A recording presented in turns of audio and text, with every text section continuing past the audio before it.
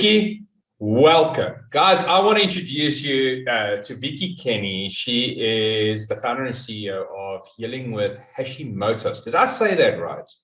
You did, yes. I literally had to Google it and put the sound right on that. But so Vicki, welcome. And the purpose of these interviews is really just to what we want to do is actually listen to your story, understand where you came from, how did you get to where you actually are? What was your journey? Because I mean, you've told me what your journey was, and I just loved it. I just loved that entire story that you had in terms of actually how you got and how you've pivoted to where you actually are now, and what you're actually doing for people and what you've gone through. Most importantly, I think there's this huge misconception with entrepreneurs out there where they tend to think that, oh no, it's a simple journey. You start and you end up here, right?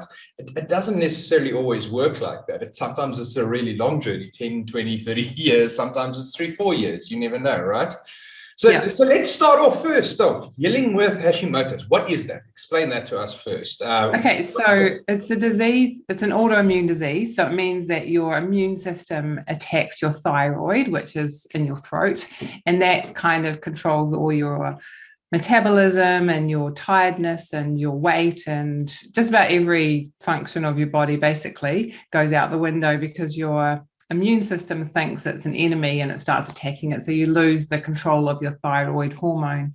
So you have to start taking drugs to replace the hormone. And I kind of thought, I don't just want to take drugs. I want to try and get better, and I want to find out why I've got this, even though my mum had it, my uncles got it, my grandmother had it. And when did you find out that you had this?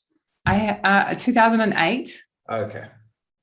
So I was kind of like feeling old, and I'd sit down to watch TV at night and then I couldn't get back up again. I would wake up in the morning and do my horse yards because I've got horses. So that's quite physical. And then I would go back inside and go back to sleep for 2 hours. That's how ridiculous it was.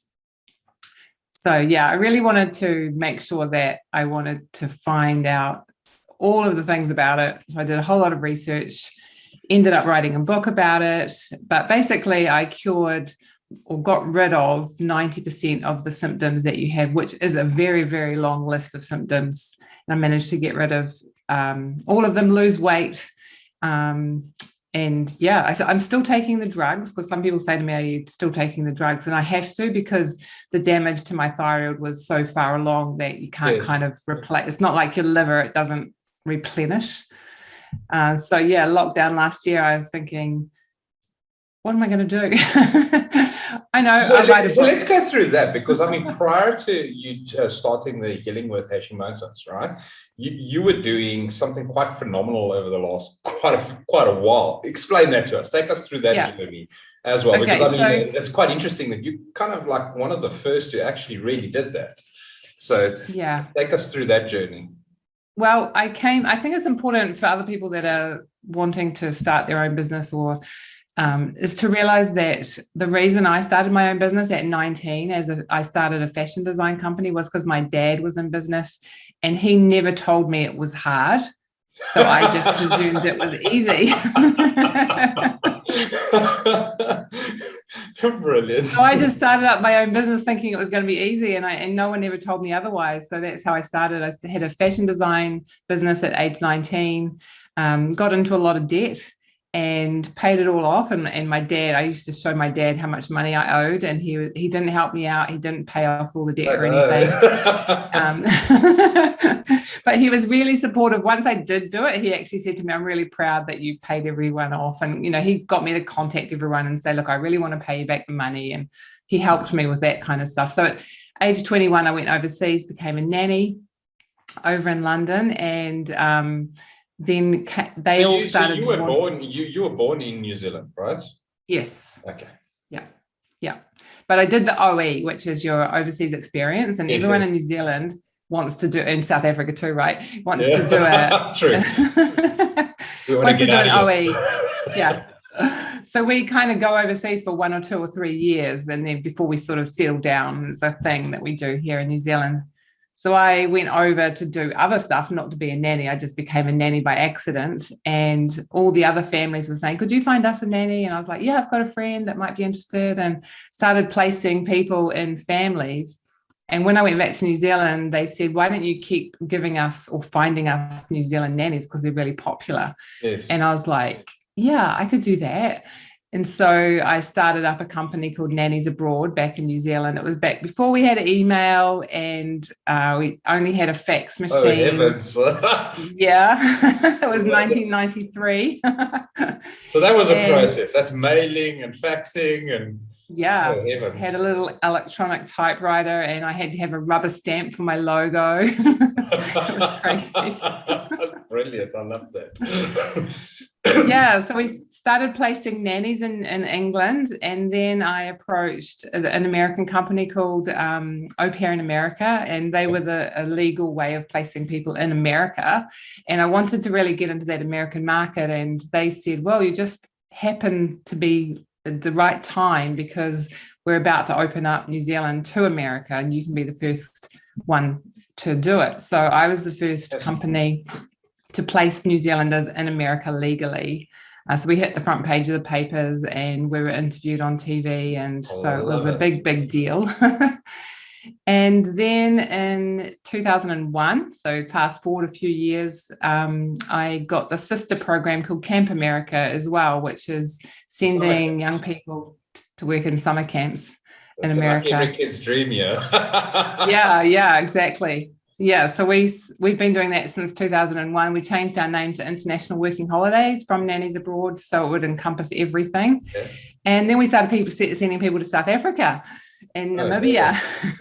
I'm sorry. Yeah, no, they love it. So we mainly work with reserves and wildlife programs, volunteers. Awesome. Yeah, all that sort of stuff. So it's really, really popular. Veterinary programs over there with the wildlife, really, those are really good. Yeah. And we were having the best year ever in 2019. Just about to have our best year ever in March, and then COVID hit, and our revenue went to zero overnight. I couldn't imagine, because now no one can travel. Your business is about travel. It's about moving people from one country to another. I mean, that's just like instant death of a business. Instant stop. And, for a year, nothing, no revenue whatsoever. That's absolutely nuts. And that's when you kind of pivoted, right?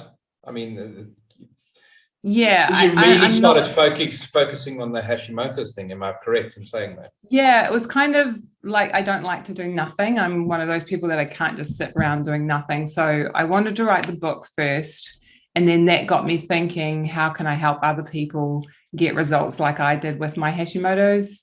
Now that I had some time to kind of put towards, making a course and finishing the book and all that sort of thing, I sort of took advantage of the time that lockdown gave us to create something else. Because I think once you've had a business of your own, you can't go back. Yeah, you can't.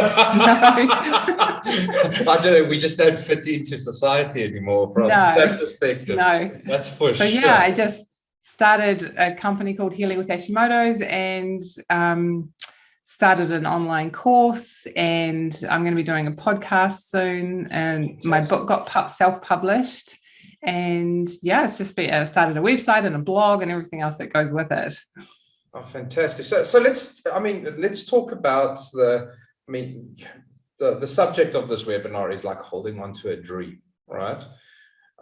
What made you go into creating a course and writing a book and stuff? I mean, yeah, sure, you've dealt with, you obviously experienced that, but I mean, we've all experienced a lot of different things. We don't necessarily go write a book or create a course about it. What was the motivation around that?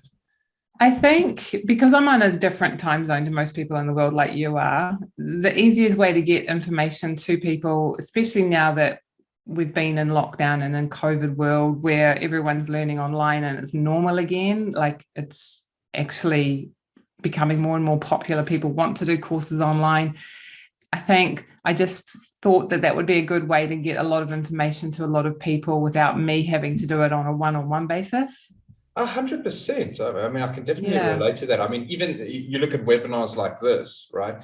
You generally have anything from 5 to 25 people. But if we look at like the webinars over the last few days, when you go look at the views afterwards, they're in, I think, 400 or 500 each. It's crazy. People, it's like it's changed where 2-3 years ago, people wanted to be, you know, face to face with you and watch it. Now they're like, oh, well, we want to do it at our own pace. We want to do it when we're doing it, lying in bed, you know, going to bed, let me watch something or read something and along those lines. So let's talk about publishing a book. I know quite a few entrepreneurs that have, you know, they're all playing with that concept, myself as well. You know, I've written a book. I used to actually be a hostage negotiator. So I've written a book. Did you? So I've written a book about the art of negotiation and stuff. Oh, wow. But I've never finished it. I've literally been writing this, I kid you not, for probably about 12 years. Okay, it is nuts. I've never finished it. It's about 3/4 done. And I think the fear for me is that I don't really know how. I don't know the process of publishing books. I don't know if, I think it's more fear. Will people actually read it? You understand what I'm saying? So, I mean, like publishing a book, what goes into that? I mean, so first of all, I just sat down and outlined all the things that I wanted to say and then roughly put them in order, like bullet points. So the first thing, obviously, is you just sort of mash out the chapters. Like, what does everyone need to know from the beginning to the end, and how would you put that in a way that they would slowly be able to understand or learn. So once I had the chapters and everything I wanted to add, I kept adding to it. Like I'd come back every couple of days and add more and add more and add more. And then bullet points had bullet points. And so then I had this outline that I could just start writing. And the secret is you just turn music on for 20 minutes and you just write and you don't edit. So you don't edit at the same time. You just write and then you don't go back to it. And see, that's where my problem is I'm constantly, I'm writing a paragraph, then I'm editing and writing, editing. And it's just like, I'm constantly. You can't do, your brain is different sides of your brain. So the writing is one side and the editing is another side. So you just have to write and then do the editing later, like at the end. So you set your timer for 20 minutes and some music that you like, just write for 20 minutes, get up, have a 5-minute break, and then do another 20 minutes. And I basically did that all day, every day for probably a month. And that got me to my first draft. And then you start editing. Oh, okay. I'll try that at some stage. So I actually got a list of different questions here that were passed on prior to us starting these webinars from people. So I'm going to ask you a few of these and I'll kind of categorize them. So the one is really about pivoting. Again, I think that's applicable to you is, obviously, did COVID significantly impact your business, and what kind of changes were you forced to make within your business and that? Because I mean, your business, which was, obviously placing people abroad and that, you've still got that business, right? It's picking up again, it's starting off again and that. So during COVID, I mean, what did you do to try and keep that alive? Yeah. Could you do anything? Because I mean, it's travel. It's not like you could really do much. Yeah, no, it's a good question because, one of our competitors went under during this time because they didn't do what I did previously, which I mentioned to you before the interview, is Profit First, a system called Profit First. Tell us about that. I'm interested to learn. I think this has made me able to survive the storm. So you get your income, you have different bank accounts, and you know what it's like. You open up your bank account and you think you've got all that money to spend. So was really that money is, owed to suppliers or for wages or tax or whatever. Yes. So you separate your bank accounts out. The money all goes into an income account, and then you separate it out twice a month. You go through and you take the money from the income account and you apply it to, you put it into cost of sales, whatever they are, you put it into tax, you put it into your own pay or profit. So you take your profit out first. Yeah. And not at the end. And then And then whatever's left goes into your operating expenses account, and that's what you have to spend. And that's the money that every time you open up your phone and you look at how much you've got in your bank, you're looking at the operating expense account then, not the profit account, not the tax account, not I actually love that sales concept. I mean, I apply pretty much something similar. As money comes in, I obviously move out the tax money into a separate account because I know I'm going to have to pay this. Well, inevitably there's write-offs in that, so I actually have extra money to grow. Later on at the end of the year or whatever the case is, and then I obviously separate my profits as well. But I've never thought of it like that. For me, it was just like something I've always done. Simply because I've kind of bankrupted myself before, many years ago, 15 years ago, by, this is a money in my account. We can use this. We can do this on marketing. And then suddenly like, oh, hell, how am I going to pay my people? Oh, I didn't pay for this product. How am I going to pay for that? And it just turns out into absolute chaos. But that's actually... And as a CEO, as a business owner, you're so busy doing everything else, you don't have time to actually think about that stuff until it's too late. But once I started up those separate bank accounts and actually keeping it separate in the separate bank accounts, it was a big game changer for me. And I think that's what got us through COVID. Is we also had to quit our offices and move to my home office. I had to furlough all my staff, which was really hard because I had a really good team. But luckily they've managed to find take us through that part, because I think that's also... I've also had to do it, a few years ago, but I've also had to go through that process. I mean, take us through that from an emotional perspective and from a business decision perspective. What it was horrible. Be considering? Yeah, so we got wage subsidies for a few months from March to July last year from the government, and that paid everyone kind of a basic salary, even myself. I went from my normal CEO salary to $500 a week. And I think that's about 5,000 Rand. It's probably a lot of money in South Africa. It's not much here. It doesn't go very far. So by the time July was coming around and it wasn't looking like anything was going to change anytime soon, because in March I kept thinking it's only going to last till the end of summer and we're going to be back to normal, like any bug, summer's going to kill it. And didn't. It just kept going and going and going. And then it got worse. And then I started thinking, okay, we're going to have to quit the offices. And luckily I had a really good landlord that was really nice and said, I can let you out of your lease, which was amazing. You're lucky. I've heard of so many stories where landlords were just immovable in that. And actually, he was really good. As a result of them, forced the business to really kind of almost bankrupt themselves at the end of the day. Yeah. No, he was really good. And then when July came, I kind of thought, I don't think we're going to get through it. I want the girls to be able to go and get other jobs or whatever. But when it first happened, I said to them, move home. Don't, the best thing you can do now is move home to save money. And they did. They took my advice and they didn't realize how good that advice was until a few months later. Yeah, exactly. Yeah. And I remember the day clearly that I had to tell them, and because they were such a good team and we'd been working so hard to get a good team, how hard it is to find really good staff that are a team and work the same way you do. It was really, really hard. And I just looked at their faces and they were in shock.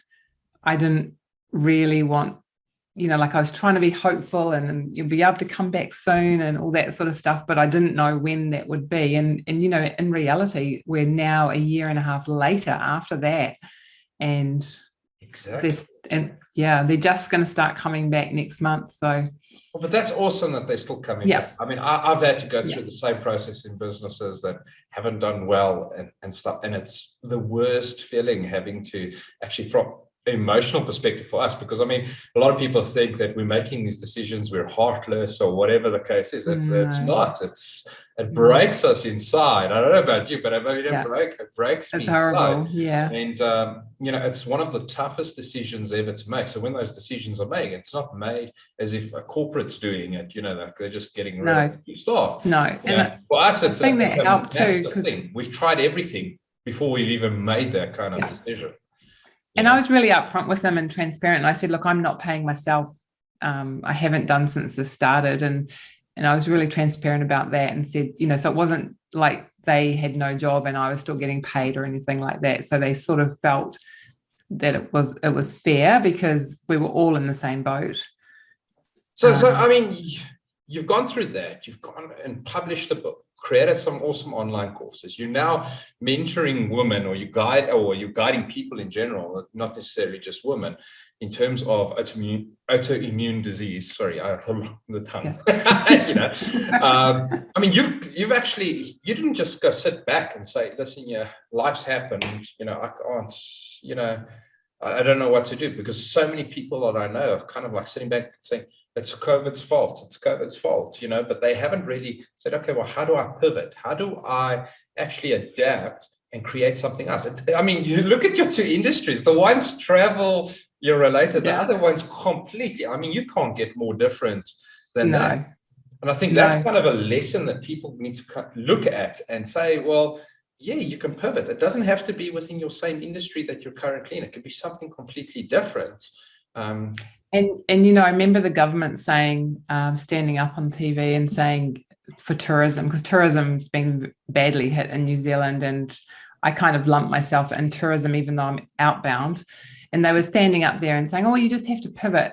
And I was just so angry at them. I was like, how do you pivot? You can't just pivot, like I was exactly.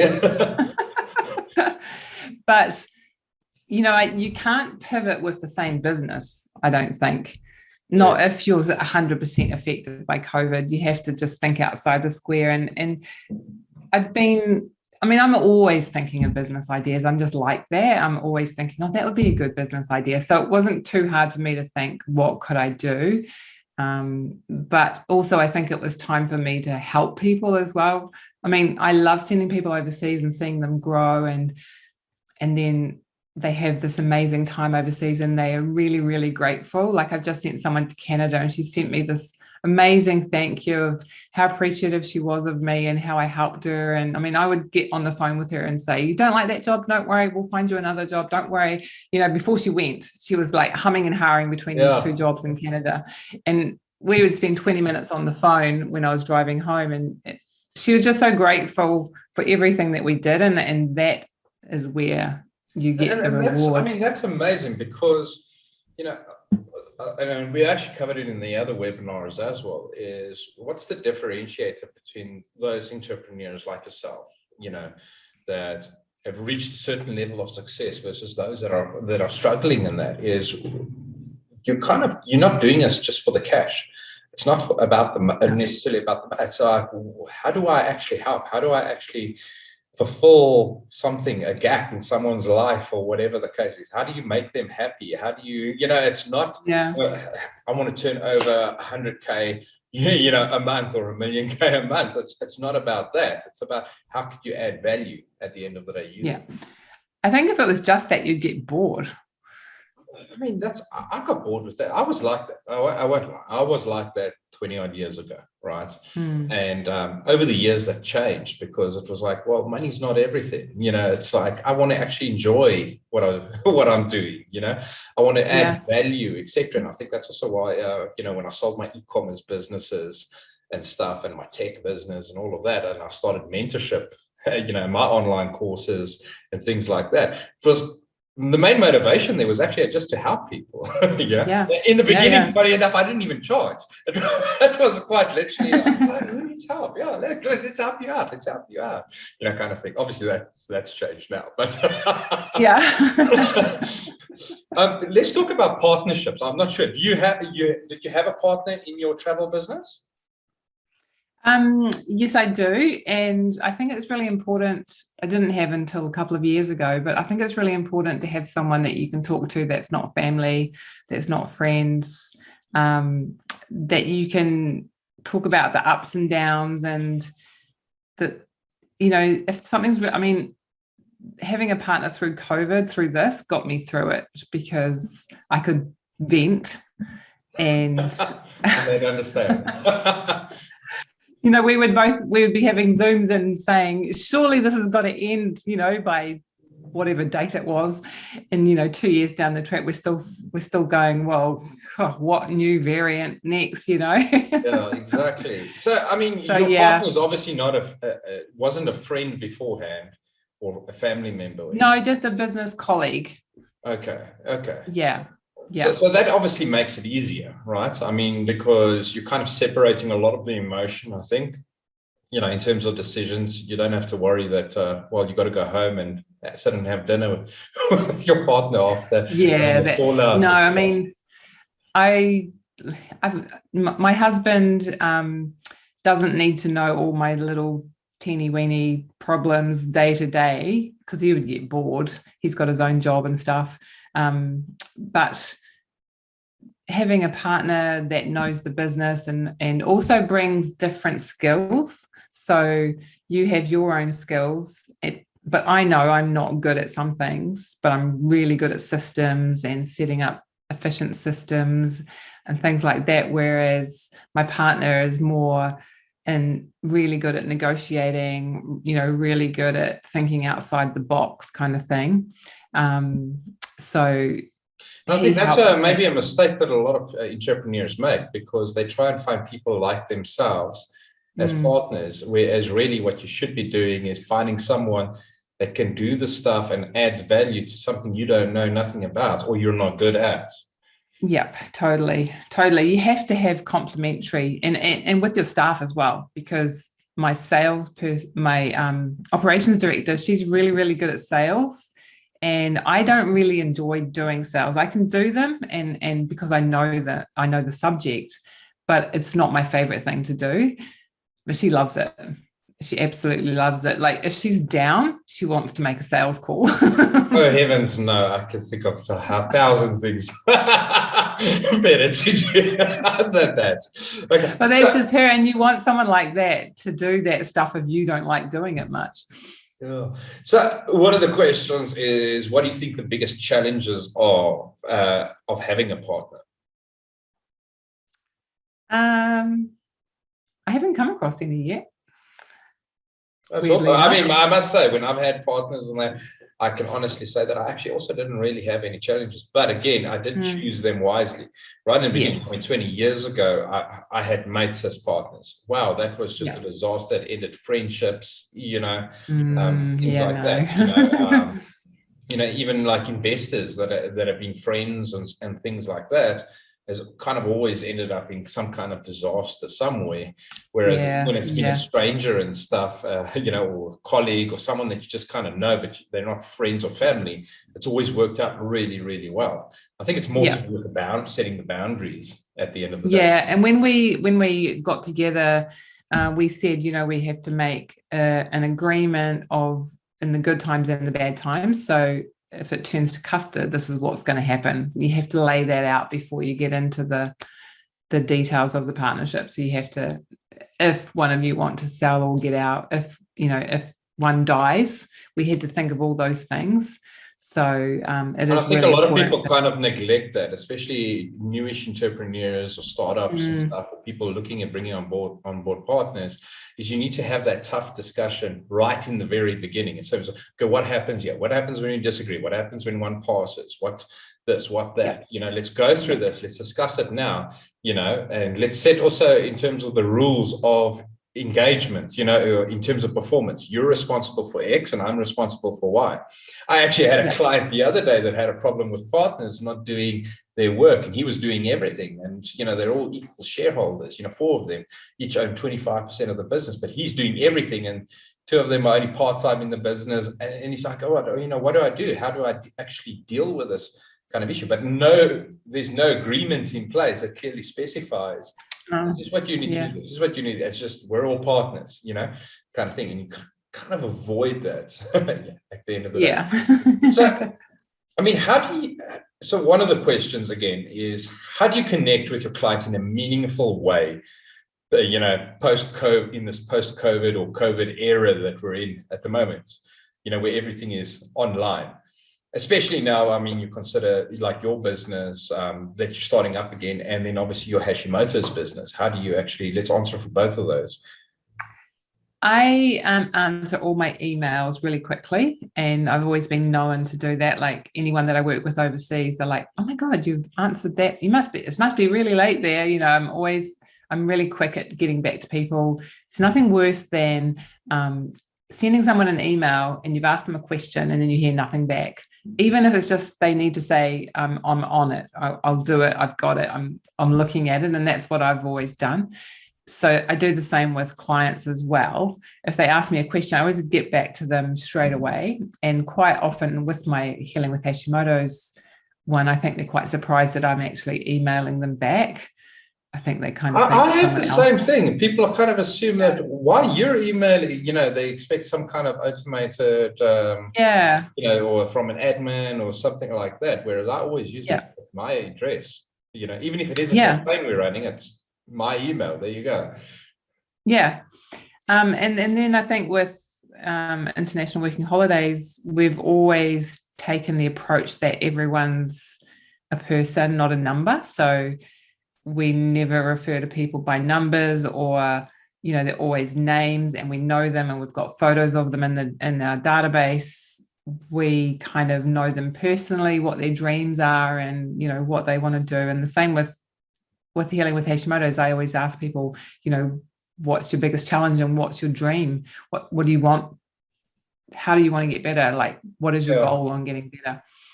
Because it's different for everyone. Yeah, and do you find that actually improves the relationship with your customers and makes them, use you more, or use your services or products more? I think when people know that you care, you really do care about their results or their outcome, then it has to make a difference, because there's so many companies in the travel industry anyway, who just want your money. We've got lots of competitors that just want bums on seats, and as soon as they've got like aggressive sales callers who just call and want money straight away, and then they get the money and you never hear from them again. And you've probably dealt with companies where they've got really good sales on the front end, like helping you out to get you signed up, and then after that, nothing. It's just crickets. That's so much frustrating thing for me, because the salesperson's like really jacked and you want to deal with that person, and then after you've signed up and you spent several $1,000s, it's like, well, what now? Now I gotta learn how to learn from you or do your stuff. It's like nuts. I can completely not grasp it. So let's talk about marketing. I mean, do you do any kind of marketing, whether it's paid or organic? Yeah, I do. I've done all the marketing basically myself for both companies. So for International Working Holidays, I've been doing the marketing for how many years it is, 28 years, starting off in newspaper ads back when that was a thing. I was one of the first people to switch from newspaper ads to online. And everyone was like, oh, no, you don't want to give up the newspapers. And look at you now. There you go. Yeah. And do you find, do you do paid ads or do you do organic now currently? Both. So what I normally do is, if an organic post is doing well, I'll pay to boost it. So I don't know if you've heard of this $1 a day kind of thing, just to see if it's going to make any traction, if the post is going to, or the ad's going to do any good. And then if it does do good, you add more money to it. That's the theory that I tend to use with paid advertising. Okay, 100%. Yeah. And you don't outsource to agencies or anything at all? I've tried. It was both times a disaster. I can honestly relate to that. Every time that I've outsourced to an agency, it's been an absolute disaster. Now, I don't know if it's just maybe I'm a control freak.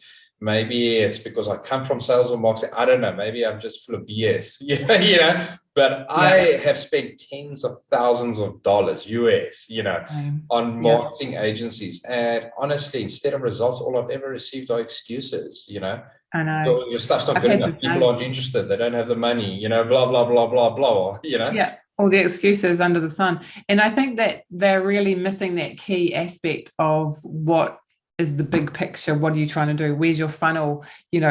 What journey do you want your customer to take? They don't care about any of that. They just stick some Facebook ads up or some Google ads up, and that's it. Whereas if you can find someone that will actually want to learn a little bit about your company. I mean, I've even had them, same thing, salespeople sit down with me.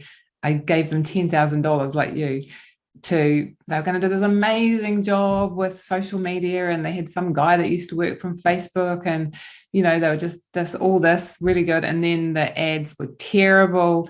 They had the wrong wording on them, incorrect.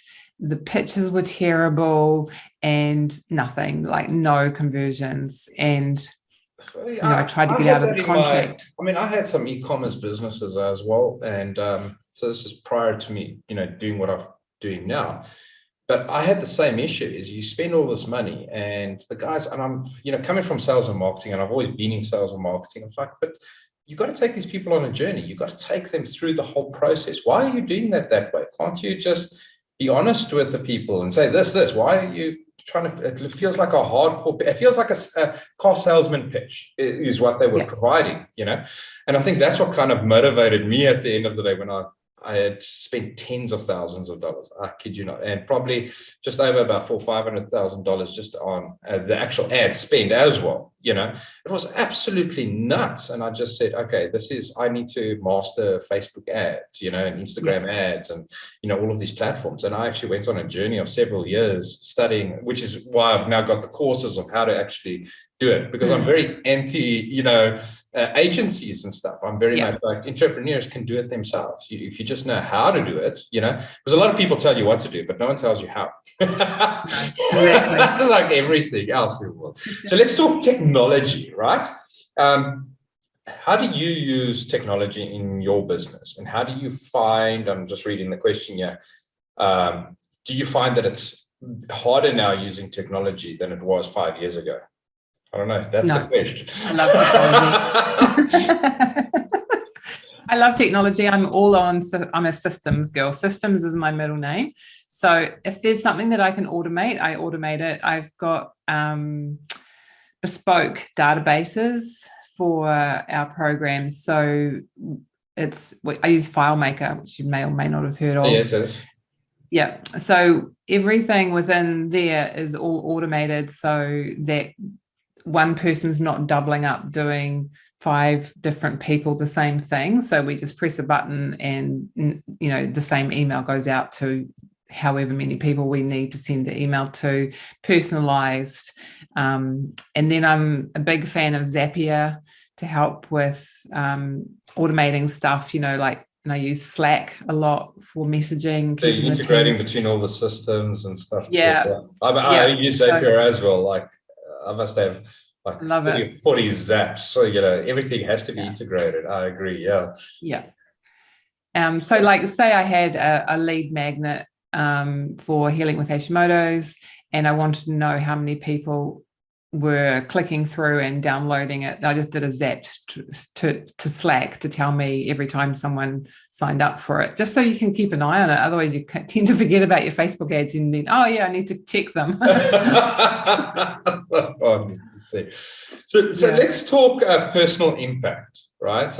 What do you think the one thing in you needed to change when you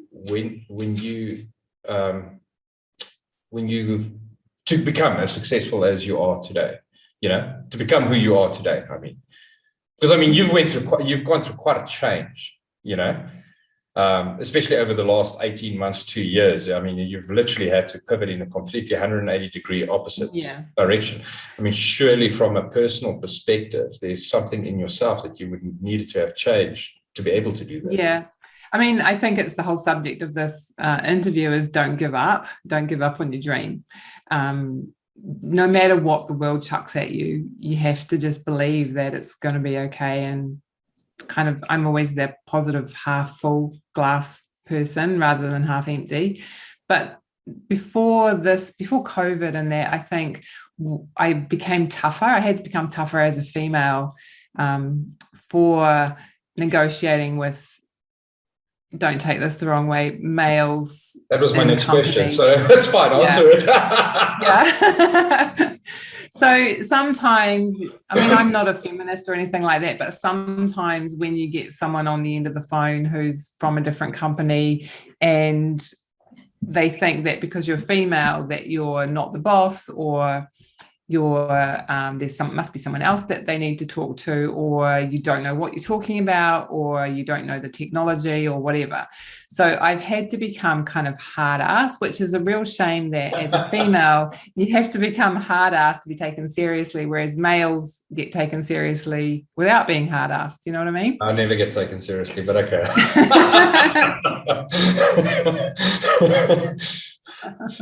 I'm stereotyping. Not all males are like that, but yeah, I think I mean, that agency that ripped me off was one I had to fight tooth and nail to get my money back and dissolve the contract, and get legal help when you need to, was something I had to do to get my money back. You kind of sometimes have to spend money to make a point. And sometimes it is the point more than the money. I mean, I didn't want them to rip me off and rip other people off. And I found out online they were ripping lots of people off, had lots of bad reviews. So I knew I had a good case. And I just persisted and became the squeaky wheel until they gave me my money back. Yes. And, I've bagged people on Facebook over if they're like that, if they cross me, I do not give up until I get an apology or my money back or whatever. And that's so I mean, it's more based on principle than anything else. Yeah. So I'm very much like that too. For me, it's about principle more than anything else at the end of the day. So what kind of, how do you balance your work life, work-life balance? How do you deal with that? Not very well. Because now you're kind of you're kind of spending a lot of time on your business and that. How do you actually? I've had to work. I've had to do everyone's job. So when I made everyone, when everyone was furloughed, I had an applications manager, an operations director, and a social media manager, and then in my job, and then I had to do all of their jobs. Yes. On a lesser scale because we weren't very busy, but we had to keep things running. We had to keep social media going. We had to give people refunds on their trips and all of that sort of stuff. So it was really, and I had just before COVID, I had to redo 3 websites because the host had given me notice and told me to go to these other people to get my websites done, and they mucked them up. They completely mucked them up. Yeah, so I took them back and said, right, I'll do them myself. So I had about a month to get 3 websites up. So yeah, I'm not very good at balance. I work a lot, but I like working. I think we talked about that. I actually enjoy working. I'm not one to just sit around and do nothing. It's not really work at the end of the day. No, I enjoy it. I'm enjoying this. People ask you, what do you do with your time off? I'm like, well, I sit on a bucket board, I create graphics, I do all kinds of other different things. So, but why don't you go and watch, Netflix, or you go out partying with mates? And I'm like, no, why? This is more fun. Yeah, I think it's the creative side, right? I think we are creatives at the end of, even though we're business people, I think we're creative in our business mindset. So it's easy for us to just be always thinking of something else to do, or the next challenge, or how to solve something. It's just natural to think like that after a while. So one of the questions is, what's your thoughts on doing business with family and friends? I think if you can recommend your friend do something that will be good for them, and it is a good thing, that they'll be better off for it at the end of the day, then that's good.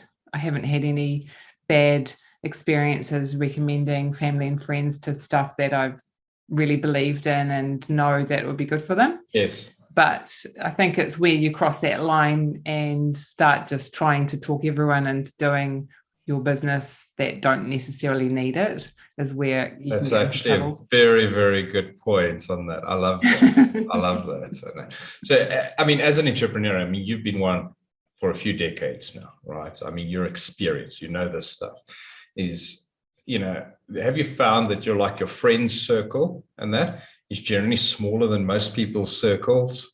Yeah. As an entrepreneur? Yeah, definitely. I've only really got, 3 or 4 close friends. I'm an introvert as well, which doesn't help. So am I don't.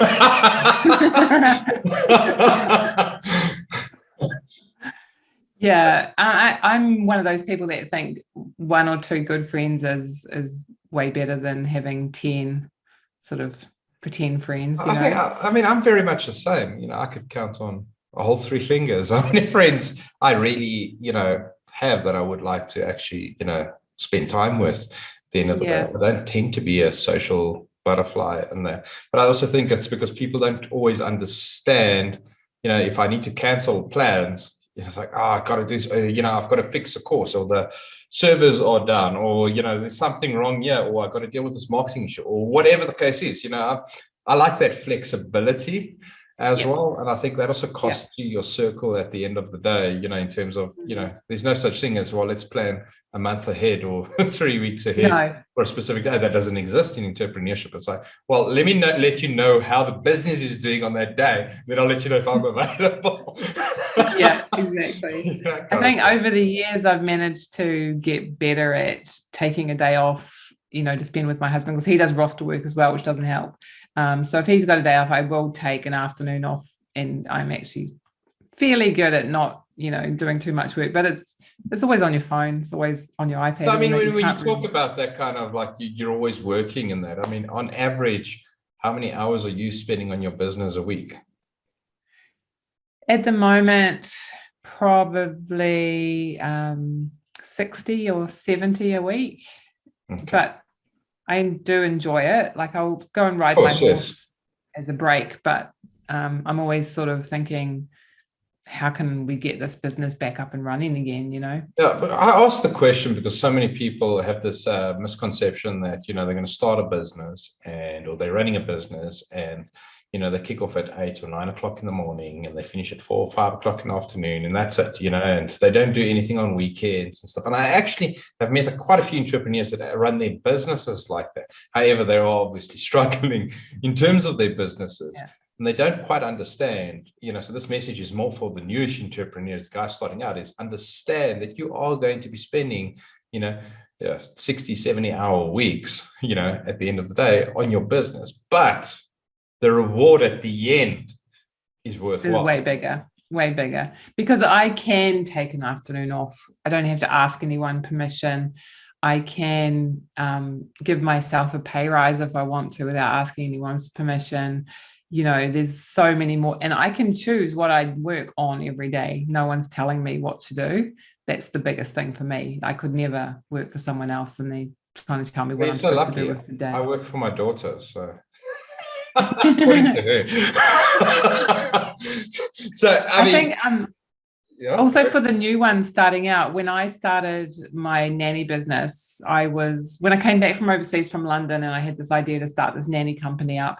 Of course, I couldn't do it straight away because I didn't have enough revenue. So I was working full time. And then at night I would go home and work on my business until about 2 a.m, go to sleep, get up, go to work, come home, work on my business, go to sleep, go to work, come home, work on my business. And that went on for a good 18 months. And I think that's quite a good way, because you've still got your income coming in. Yes. And you can sort of test the business and decide whether it's going to work or not before you give up your job. 100%. So let's talk about the top 3 to 5 lessons, right, that you learned being an entrepreneur. And let's talk about holding on to your dream. For holding on to your dream, what are those 3 or 5 lessons that you'd say that will help you actually hold on to your dream at the end of the day?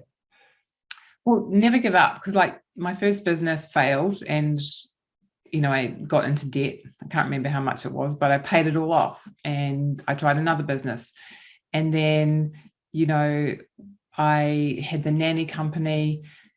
I was trying to get the Camp America business at the same time, and it took me from 1994 till 2001 to get it, but I didn't give up. I just kept saying every 6 months. Wow, that's persistent. I'm still interested. I'm still interested. And then I got it. And I've had competitors say, that they're going to come in and take over our market or whatever. And I'm just like, sure, stay in your lane.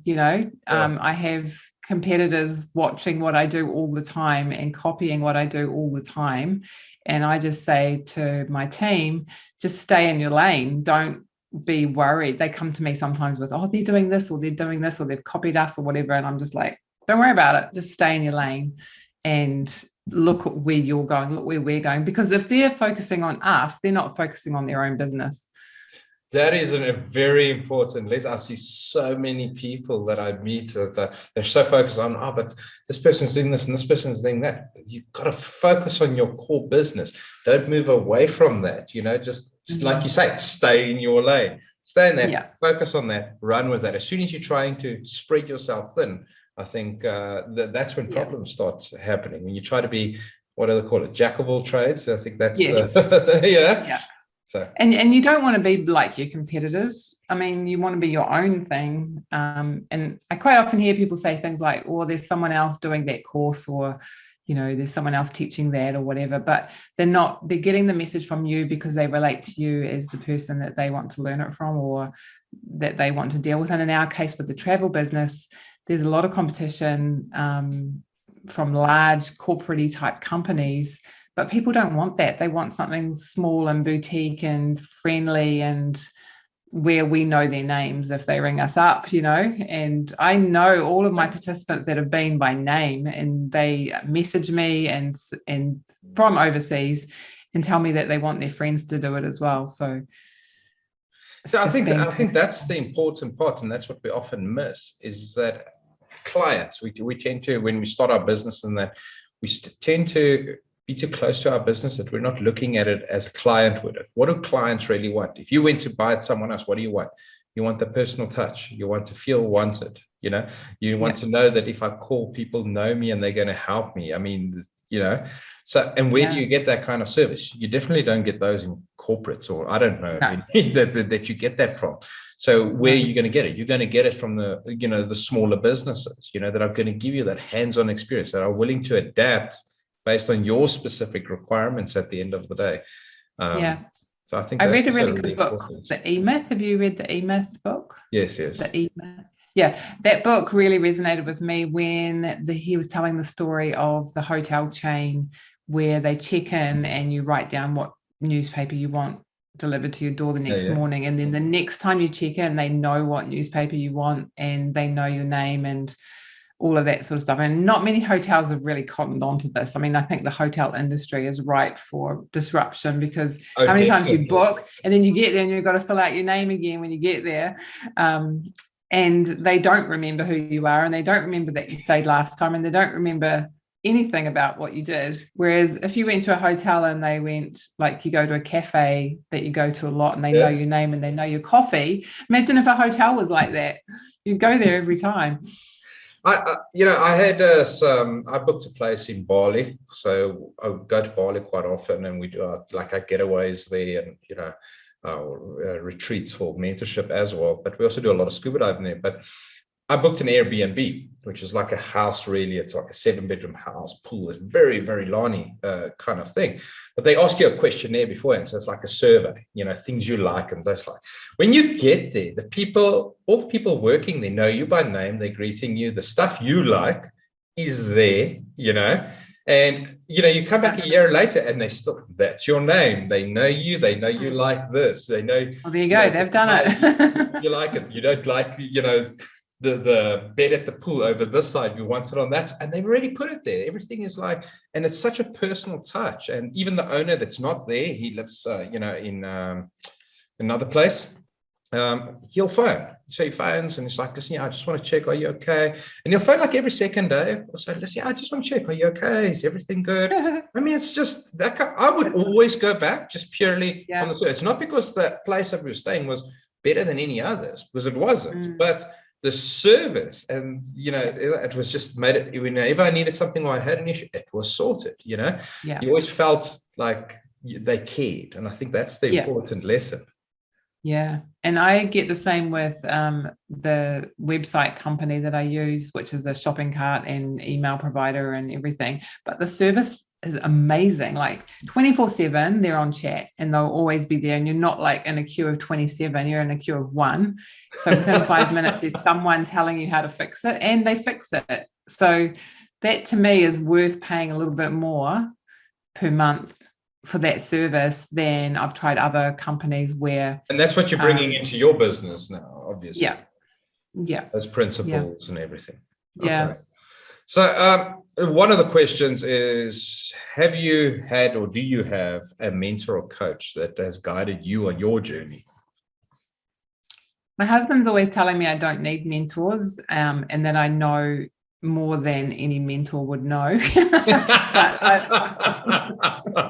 Well, I mean, you've got how many years of experience? It's like phenomenal, yes.